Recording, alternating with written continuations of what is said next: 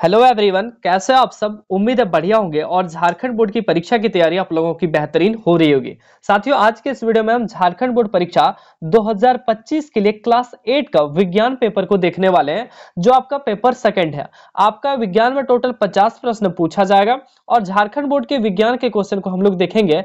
ध्यान रखिएगा, 2025 की परीक्षा आपकी 28 जनवरी 2025 को आयोजित होने वाली है। उन्हीं को लेकर हम विज्ञान विषय का 50 इंपॉर्टेंट क्वेश्चन को देखने वाले हैं और आप ये मान के चलिए कि इससे जो है प्रश्न आपके बोर्ड परीक्षा में बिल्कुल छप गया है। तो बिना टाइम वेस्ट किए आइए वीडियो को शुरू करते हैं। साथियों, मैं आपको बता दूं कि आपके विज्ञान यानी कि साइंस की परीक्षा जो होगी उसका क्वेश्चन आपका पृष्ठ संख्या पेज नंबर 42 से लेकर पेज नंबर लगभग 78 तक रहेगा। इसमें थोड़ा बहुत आगे पीछे हो सकता है। आइए शुरू करते हैं। देखिए, सबसे पहला आपके यहाँ पे जो प्रश्न है वो है 51 नंबर से। सर 51 से क्यों शुरू होगा? तो आपकी भी बोर्ड परीक्षा में जो सवाल है वो छपा हुआ है 51 नंबर पे। ठीक है, 51 नंबर से सवाल छपे होंगे। इससे पहले आपके मैथ के सवाल होंगे। ठीक है, 1 से लेकर 50 नंबर तक आपके मैथ के सवाल रहेंगे। 51 से लेकर आपके 100 नंबर तक आपके साइंस के सवाल रहेंगे। 101 से लेकर 150 नंबर तक आपके सोशल साइंस के सवाल रहेंगे। चीजें क्लियर है? चलो, 1 नंबर सवाल ना देख के हम लोग 51 नंबर समझेंगे इसको। ठीक है, निम्नलिखित में से सबसे छोटी कोशिका है। तो पूछा गया सबसे छोटी कोशिका कौन है? तो बहुत ही आसानी से आप बता सकते हैं कि माइक्रोप्लाज्मा जो है सबसे छोटी कोशिका है। दूसरा नंबर हमारे भी सवाल है, दूसरा नंबर प्रश्न दिया गया, डेंगू परजीवी का वाहक है। डेंगू साथियों किसके द्वारा होता है? तो मादा एनोफिलीज मच्छर के द्वारा। किससे? मादा एनोफिलीज मच्छर। आपको याद रखना, ऑप्शन नंबर 3। अगला प्रश्न 53वां नंबर हम लोग देखते हैं। बोला गया कौन सा अधातु कमरे के ताप पर द्रव होता है? अधातु के बारे में पूछा गया जो कमरे के ताप पर क्या होता है? द्रव होता है। तो आंसर हो जाएगा ब्रोमीन। याद रखिएगा, ब्रोमीन जो है एक अधातु है जो कमरे के ताप पे क्या होता है? द्रव अवस्था में पाया जाता है। अगर धातु पूछ लिया होता तो ध्यान रखिएगा, धातु कौन सा हो जाता? पारा। पारा भी एक धातु है साथियों, जो कमरे के ताप पर कैसा होता है? द्रव होता है। अधातु पूछे तो ब्रोमीन, धातु पूछे तो पारा। अगला सवाल देखते हैं 54वां नंबर। बोला गया विद्युत सेल में कितने टर्मिनल होते हैं? तो ध्यान रखिएगा, विद्युत सेल में 2 टर्मिनल, एक प्लस का और दूसरा माइनस का। अगला सवाल है हमारे बीच साथियों 55 नंबर। आदर्श ईंधन का गुण नहीं है। गुण नहीं है तो आदर्श ईंधन का गुण है कि सस्ता होना चाहिए, सहजता से उपलब्ध होना चाहिए। तो आदर्श ईंधन का गुण कौन सा नहीं है साथियों? महंगा। आदर्श गुण महंगा नहीं होना चाहिए। तो आंसर कौन सा हो जाएगा? Option number 2। ठीक है, अगले प्रश्न की ओर चलते हैं। अगला प्रश्न है बल है। बल क्या है साथियों? तो बल एक तरह का क्या है? अपकर्षण है। बल एक तरह का क्या है? अपकर्षण। ऑप्शन नंबर 4 इसका बिल्कुल सही जवाब हो जाएगा। बल एक तरह का अपकर्षण है। समाप्त होने वाला प्राकृतिक संसाधन। अगला क्वेश्चन है कि समाप्त होने वाला प्राकृतिक संसाधन, तो इनमें से कौन सा संसाधन है जो समाप्त हो जाएगा? वायु समाप्त नहीं होगा, सूर्य का प्रकाश समाप्त नहीं होगा। तो प्यारे बच्चों कौन सा हो जाएगा? खनिज हमारा समाप्त नहीं होने वाला। अगला क्वेश्चन देखते हैं। वैश्विक गर्मी का कारक है। तो वैश्विक गर्मी का 2 कारक है साथियों, CO2, एक तो कार्बन डाइऑक्साइड CO2 और एक दूसरा हम लोग पढ़ते हैं मीथेन। एक दो CO2 और दूसरा मीथेन। तो आंसर यहाँ पे कौन सा हो जाएगा? CO2। ये CO नहीं होगा साथियों, CO2 carbon dioxide. Option number 2 हो जाएगा कार्बन डाइऑक्साइड। यहाँ पे कार्बन डाइऑक्साइड आपको ऐसे भी लिखा होगा तो आपको डरने की जरूरत नहीं है, तो कार्बन डाइऑक्साइड होगा। ठीक है, अगला देखते हैं।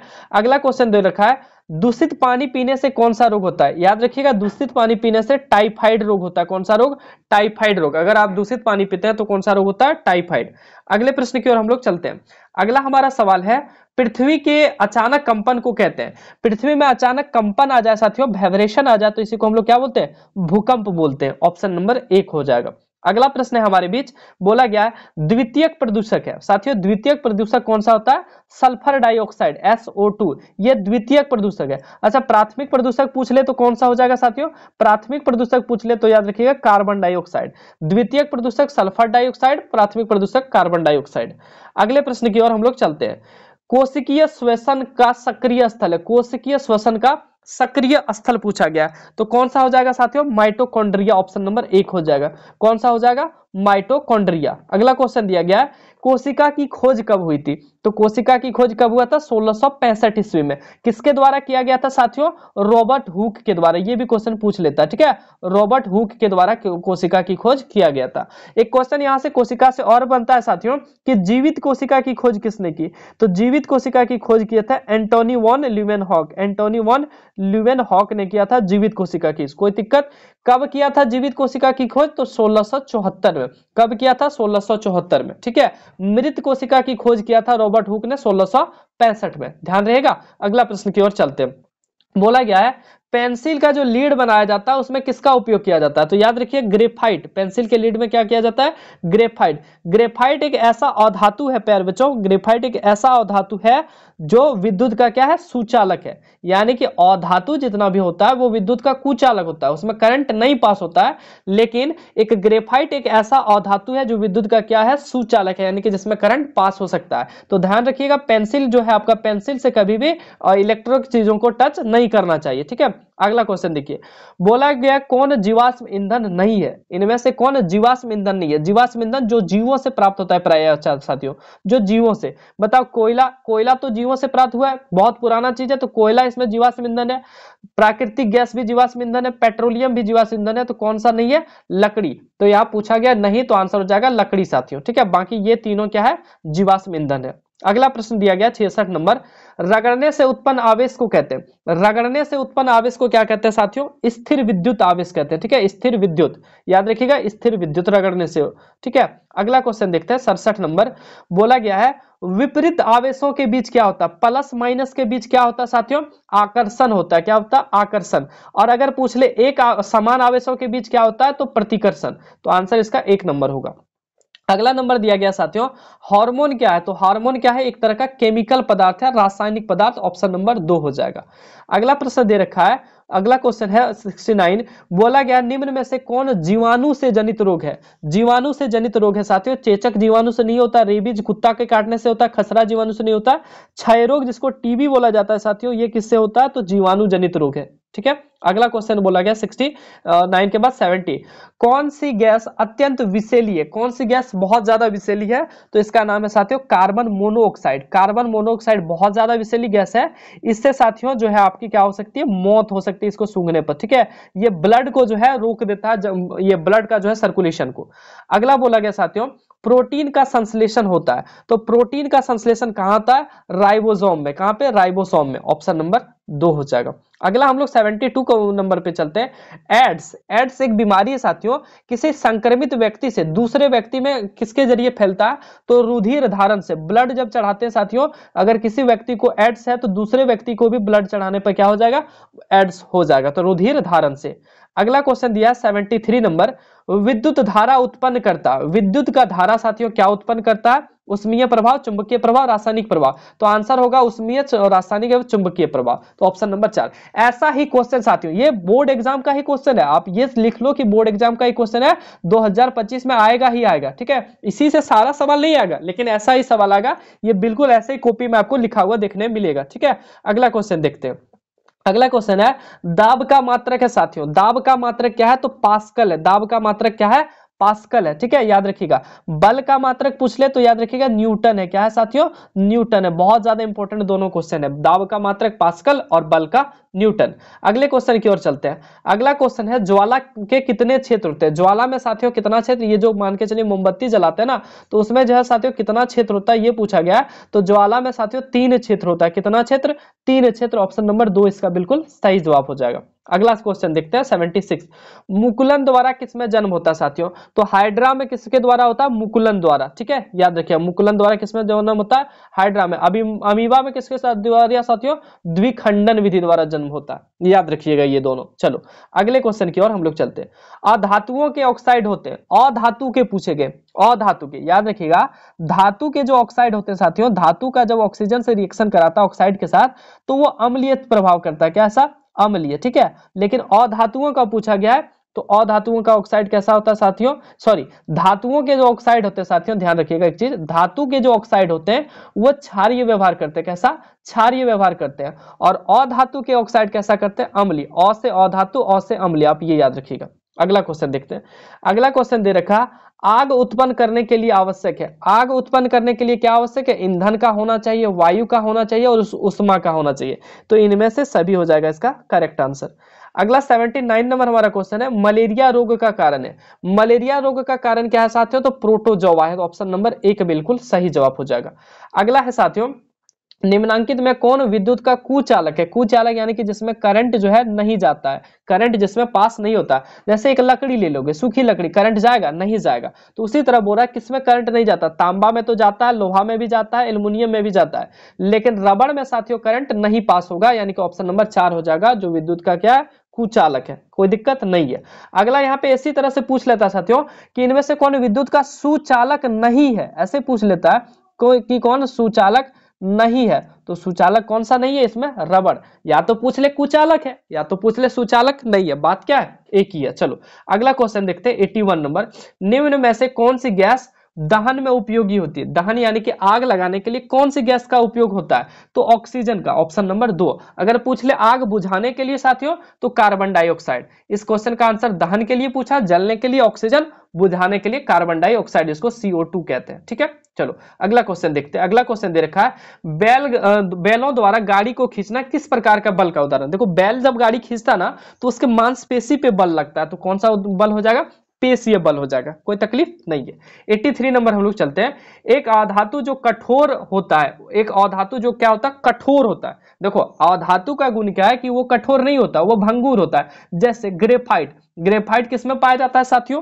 पेंसिल में। पेंसिल के जो ग्रेफाइट में बहुत ज्यादा चुरचुरा होता है, उसको तुरंत टूट जाएगा। लेकिन पूछा गया कि एक ऐसी अधातु का नाम बताएं जो कठोर होता है। तो हीरा सबसे कठोर जो है, प्रकृति में सबसे कठोर चीज क्या है साथियों? हीरा। और हीरा क्या है? एक अधातु है। हीरा एक चमकीला है साथियों, जबकि अधातु का गुण क्या है? चमकीला नहीं होता। ठीक है, तो हीरा सबसे कठोर है। अगला क्वेश्चन देखते हैं।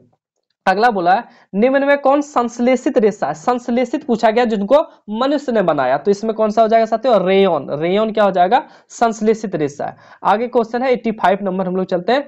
किस प्रदूषक से ओजोन परत का क्षय होता है? ओजोन परत जो है क्षय किससे होता है साथियों? CFC, क्लोरोफ्लोरोकार्बन से, याद रखिएगा। अगला क्वेश्चन देखते हैं साथियों 86 नंबर।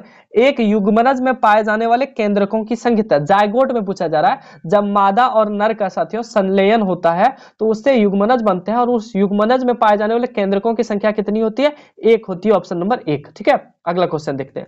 अगला बोल रखा चीनी को अल्कोहल में बदलने की प्रक्रिया क्या कहलाती है? किण्वन कहलाती है, ऑप्शन नंबर 2 हो जाएगा। कोई तकलीफ नहीं है। अगला क्वेश्चन है 88 नंबर।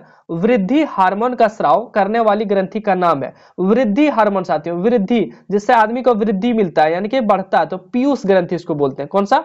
पीयूष ग्रंथि। ठीक है, पिट्यूटरी ग्लैंड। अगला बोला है एक धातु का दूसरी धातु पर परत चढ़ाने की प्रक्रिया को क्या कहते हैं? विद्युत लेपन कहते हैं। कौन सा लेपन? विद्युत लेपन। जैसे साइकिल पे जो है साथियों, साइकिल जो है आपका देखे हो ना, साइकिल कैसे चमकता है कि नहीं चमकता? घंटी तो उसमें, या फिर हैंडल, तो किसमें क्या चढ़ाया जाता है? विद्युत लेपन। कौन सा? तो क्रोमियम। कौन सा? क्रोमियम का जो है परत चढ़ाया जाता है, ध्यान रहेगा। चलो अगला क्वेश्चन देखते हैं। अगला है 89 के बाद 90। जंतुओं द्वारा प्राप्त खाद्य पदार्थ, तो इसमें से कौन सा जंतु द्वारा मिला है? दाल जंतु द्वारा ना जी, शहद जी, शहद तो किससे मिलता है? मधुमक्खी से, तो जंतुओं द्वारा प्राप्त खाद्य पदार्थ कौन सा हो जाएगा? शहद, ऑप्शन नंबर 2। अगला क्वेश्चन 91 नंबर। किसके प्रयोग से घर्षण कम होता है? तो घर्षण किसके प्रयोग से कम होता है? स्नेहक के प्रयोग से, लुब्रिकेंट के प्रयोग से, लुब्रिकेंट के प्रयोग से, स्नेहक के प्रयोग से। तो स्नेहक कौन सा चीज हो सकता है? ग्रीज स्नेहक है सर। तेल भी क्या है? स्नेहक है सर। बेरिंग क्या है? स्नेहक है सर। पहिया क्या है? स्नेहक है। तो ये सारा चीज स्नेहक है, तो आंसर कौन सा हो जाएगा? 1 और 2, ग्रीज और तेल। ठीक है, लेकिन बालू स्नेहक नहीं है, ध्यान रखिएगा। अगला क्वेश्चन देखते हैं 92 नंबर। 92 नंबर सवाल की ओर हम लोग चलते हैं। बोला गया साथियों एक टेडपोल, टेडपोल किसको बोलते हैं? मेढक के छोटे छोटे बच्चे को। तो टेडपोल जिस प्रकार वयस्क होता है वह है, तो कौन सी विधि द्वारा? कायांतरण विधि द्वारा, ऑप्शन नंबर 2 हो जाएगा इसका बिल्कुल करेक्ट आंसर। 93 पे हम लोग चलते हैं। मानव का श्रव्यता प्रास है, यानी कि मानव जो है कितनी तक की ध्वनि को सुन सकता है? तो साथियों याद रखिएगा, मानव जो है 20 हर्ट्ज से लेकर कितना? 20 HZ से लेकर 20,000 HZ हर्ट्ज तक की ध्वनि को क्या कर सकता है? सुन सकता है। इसको श्रव्यता प्रास कहते हैं। तो कहां आंसर हो जाएगा? 20 से 20,000, ऑप्शन नंबर 2 बिल्कुल सही जवाब हो जाएगा। अच्छा 20,000 से ज्यादा हो जाए 20,000 से अगर ध्वनि ज्यादा हो जाए तो इसको हम लोग बोलेंगे पराश्रव्य। क्या बोलेंगे? पराश्रव्य ध्वनि, ठीक है, जिसको हम लोग सुन नहीं सकते। 20 से साथियों अगर कम हो जाए तो इसको बोलेंगे अपश्रव, अवश्रव, ठीक है, अश्रव्य बोल सकते हैं, जो सुन नहीं सकते। सुन कितना को सकते हैं मनुष्य? 20 से लेकर 20,000 तक, ध्यान रहेगा। अगला क्वेश्चन 94 में हम लोग बढ़ते हैं। बोला गया क्लोरोप्लास्ट किसमें पाया जाता है? तो क्लोरोप्लास्ट हरी पत्तियों में पाया जाता है, ठीक है, क्लोरोफिल हरी पत्तियों में, क्लोरोप्लास्ट हरी पत्तियों में। अगला क्वेश्चन 95 नंबर, बोला गया आवर्त काल का एसआई मात्रक है। देखो काल मतलब क्या होता है? समय होता है, और समय का एसआई मात्रक क्या होता है? सेकंड होता है, ठीक है। लेकिन आवर्ती पूछ ले तो आवर्ती का एसआई मात्रक आपको याद रखिएगा हर्ट्ज होता है। इंपॉर्टेंट क्वेश्चन, आवर्ती का एसआई मात्रक हर्ट्ज होता है, ठीक है। एक और क्वेश्चन पूछ लेता है साथियों, आवर्तकाल हो गया, आवर्ती होता है, एक आयाम पूछा जाता है, तो आयाम का एसआई मात्रक क्या हो जाएगा साथियों? मीटर हो जाएगा, ठीक है। और आवर्ती का एसआई मात्रक क्या हो जाएगा? हर्ट्ज हो जाएगा। बाकी आवर्तकाल का, काल मतलब समय होता है, समय का मात्रक सेकंड हो गया, ठीक है।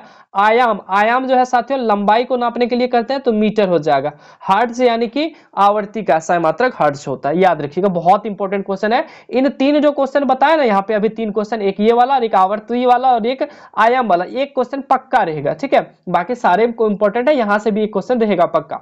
1 किलोग्राम भार बराबर होता है, 1 किलोग्राम भार कितना होता है साथियों? 9.8 न्यूटन के बराबर, ठीक है, 9.8, तो लगभग 9.8 होता है, तो 9.8 है लगभग 10 के करीब, तो लगभग 10 न्यूटन इसको लिखेंगे, ऑप्शन नंबर 4। अगले सवाल की ओर चलते हैं। अगला बोला है आपतन कोण परावर्तन कोण बराबर होता है, कब बराबर होता है? सदैव। आपको बताया था कि ये आपतन कोण और ये परावर्तन कोण क्या होता है? हमेशा आपस में बराबर होता है। अगला देखो, अगला बोला गया साथियों 98 नंबर, क्वेश्चन छूटा तो नहीं? हाँ, 98 नंबर बोला गया श्वेत प्रकाश में कितना रंग होते हैं? व्हाइट में बोला गया श्वेत प्रकाश में कितना रंग होते हैं? 7 रंग होते हैं, ठीक है, दिखता एक है लेकिन होता 7 है। चलो अगला क्वेश्चन चलते हैं 99, किसमें बाह्य निषेचन होता है? बाह्य यानी कि शरीर में निषेचन नहीं होगा, शरीर के बाहर। शरीर में निषेचन आंतरिक कहलाता है। आंतरिक निषेचन किसमें होता है? मानव में, जैसे मादा के शरीर में आंतरिक निषेचन होता है, ठीक है। लेकिन पूछा बाह्य निषेचन कैसे होता है? कुत्ता में भी तो आंतरिक होता है, बिल्ली में भी आंतरिक होता है, मनुष्य में तो आंतरिक हो ही रहा है। मेढक में साथियों बाह्य निषेचन होता है, क्योंकि इनका बच्चा कहाँ पे पलता है? आप लोग देखे होंगे, छोटे छोटे जो है बच्चे इनका जब होता है तो पानी में जो तैरता है, तो इनका निषेचन कहाँ होता है? मेढक का जो है किसमें होता है? बाह्य निषेचन होता है, ध्यान रहेगा। अगला क्वेश्चन चलते हैं, और अंतिम क्वेश्चन है जंतु कोशिका में क्या अनुपस्थित होता है? जंतु कोशिका में क्या अनुपस्थित होता है साथियों? कोशिका भित्ति। ये किसमें होता है? तो ये पेड़ पौधे में होता है, ठीक है, पेड़ पौधे में कोशिका भित्ति पाया जाता है, अनुपस्थित होता है किसमें? जंतुओं में, ठीक है। तो साथियों इस तरह से आपने जो है टोटल 50 क्वेश्चन को देखा, जो झारखंड बोर्ड परीक्षा 2025 के लिए बहुत ज्यादा इंपॉर्टेंट है। और ऐसे ही सवाल, देखिए ये ऑफिशियल सवाल है, आपको घबराने की जरूरत नहीं कि फेक है, ऐसे ही सवाल आपके 2025 की परीक्षा में पूछे जाएंगे और बहुत इजी तरीके से आप कर पाओगे। ऐसे हमारी वीडियोस लगातार इस YouTube चैनल जैक रैंकर्स पे आती रहेगी, तो आप लोग इनको देखते रहिएगा, बहुत इनका इससे जो है आप लोगों को हेल्प मिलेगा। सभी सब्जेक्ट का हम वीडियोस यहाँ पे अपलोड कर देंगे। साथियों आपको बता दें कि अगर आप हमारे व्हाट्सएप ग्रुप में जुड़ना चाहते हैं तो 9835146164 पे मैसेज करके व्हाट्सएप में जरूर ऐड हो जाइएगा, ताकि जो भी वीडियोस डाले उनका नोटिफिकेशन आपको मिल सके। कैसा लगा वीडियो कमेंट में जरूर कमेंट कीजिएगा, साथ ही साथ लाइक करते हुए दोस्तों में शेयर कर दीजिएगा, और इस YouTube चैनल जैक रैंकर्स को सब्सक्राइब कर नोटिफिकेशन बेल को प्रेस कर लीजिएगा, ताकि जो भी आने वाली वीडियोस है उनका नोटिफिकेशन आप तक पहुंचते रहे। मिलते हैं नेक्स्ट वीडियो में, तब तक के लिए सबको धन्यवाद।